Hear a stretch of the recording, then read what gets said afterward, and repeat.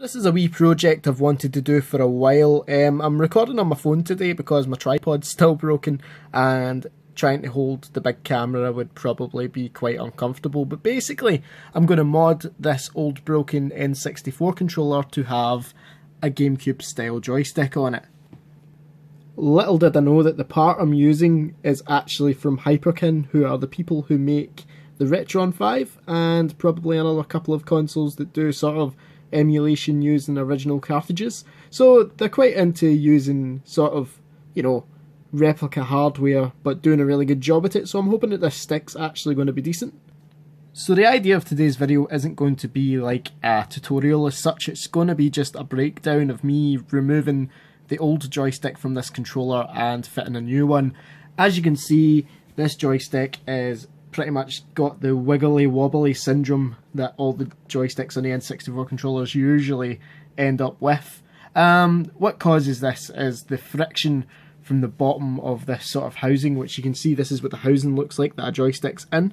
So basically the friction of this stick on the bottom of the housing causes it to wear away and causes a sort of wee crater to appear, which means that there's too much room inside the bottom of the stick and it causes it to wiggle around and basically not function properly. I'll maybe be able to show you what this looks like when I open it. I might actually open up this and show you the insides of it, the actual sort of unit.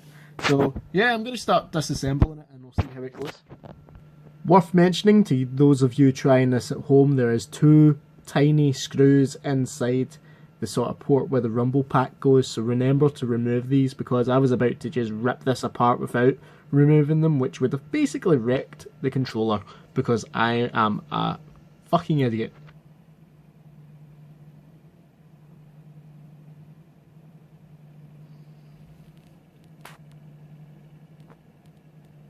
Here we are, so we have the back off, which is about halfway there. You can see we can unscrew the old one of these and unconnect the cable that attaches to the main board. And of course by unconnect I mean disconnect, because I know how to speak English. Anyway, I've encountered the first problem with my project. Whoever had this controller last has stripped this screw. Fuck you! There you go, so I managed to get that screw out. Basically I just had to try and indent a new thread into it, or indent a new sort of crosshead on the top of it, sorry. And through that I was able to sort of prise it out. I'll find a replacement screw, I have quite a lot of them kicking around. So as you can see, I've detached the screws and I've detached the Z button pad from the back of it because that sort of clips on. Like a lot of controllers do that, the GameCube ones kind of do that as well with the board. They sort of slide into these wee teeth and you have to really carefully sort of just open the teeth up and let it slide out. Anyway, all I need to do is remove this connection. Just before I forget, this can be kind of tricky to remove as well. You have to go in at the sides and there's two little indents, and the best way to do it is to either gently use a flathead screwdriver or a spudger and sort of gently lift it out. Don't try and yank this thing because it's pretty much going to damage the board. There we go, that's the old unit out and it's pretty gubbed. It's got that same thing that I said goes wrong with all the N64 controllers where basically the stick rubs against the bottom of the sort of the chassis of this unit. So yeah, this is pretty much almost useless unless I need the top part of the stick or something like that. I'll keep on to it anyway, I'll see what I can do with it. So now I'm just setting the new unit into place to make sure that it fits, and surely enough it fits perfectly. So all I need to do is whack in the screws and put in the cable again. There we go, so that's the new unit installed with the ribbon sort of cable thingy inside it as well. And as you can see on the front, it basically is fitted. So all I need to do is give this a little bit of a clean up, like I was going to with the buttons and stuff. And basically that's us. I can stick the back on it and start playing some Mario Kart and not look like I'm drunk this time.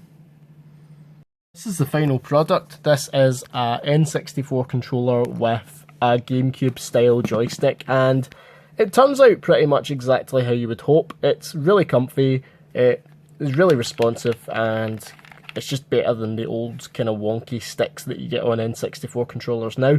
What I would say is I wouldn't necessarily swap every single N64 controller their joystick out for one of these, because that's kind of playing around with the original design, and we don't want to like eradicate that from, you know, existence. You still want to be able to get that nostalgia of playing with an original N64 controller stick, but at the same time, a lot of them do go faulty, and people put them in the bin and get rid of them, and you just don't want that, you know? You want to keep this alive, and here is the disassembled old stick, and I was just going to show you what it is that went wrong with this.